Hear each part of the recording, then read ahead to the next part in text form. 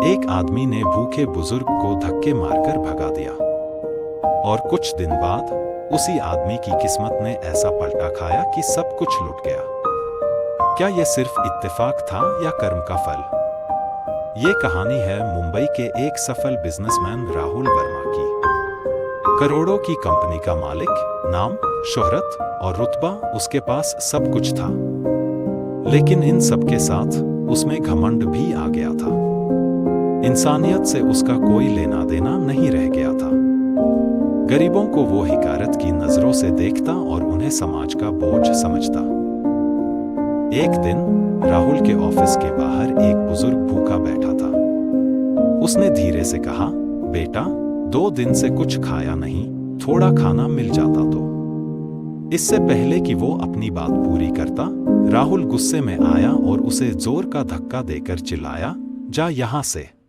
भीख मांगने के अलावा कुछ आता नहीं तुम्हें? बुजुर्ग चुपचाप चला गया। वहां खड़े लोग सब देख रहे थे, लेकिन किसी ने कुछ नहीं कहा। समय बीता और कुछ महीनों में राहुल की जिंदगी पूरी तरह बदल गई। एक बड़ा बिजनेस डील फेल हो गया।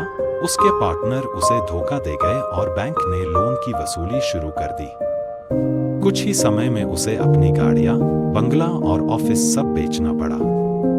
एक दिन वह खुद मंदिर के बाहर बैठा था, भूखा, थका हुआ और टूटा हुआ। तभी एक बुजुर्ग आया और उसे खाने का डिब्बा दिया। राहुल ने सर उठाकर देखा, वो वही बूढ़ा था जिसे उसने कभी धक्का दिया था। बुजुर्ग ने मुस्कुराकर कहा, बुरा वक्त किसी का भी आ सकता है बेटा, इंसानियत कभी मत भूलना। राहुल की आंखों में आंसू आ गए। उस दिन उसने जाना कि कर्म का हिसाब जरूर होता है, चाहे देर हो जाए, लेकिन अंधेर नहीं। इस सच्ची कहानी से हमें यही सीख मिलती है, किसी की मजबूरी का मजाक मत उड़ाओ। जो कर्म हम दूसरों के साथ करते हैं, वही लौटकर हमारे पास आता है। वक्त और कर्म दोनों का पलटना तय है।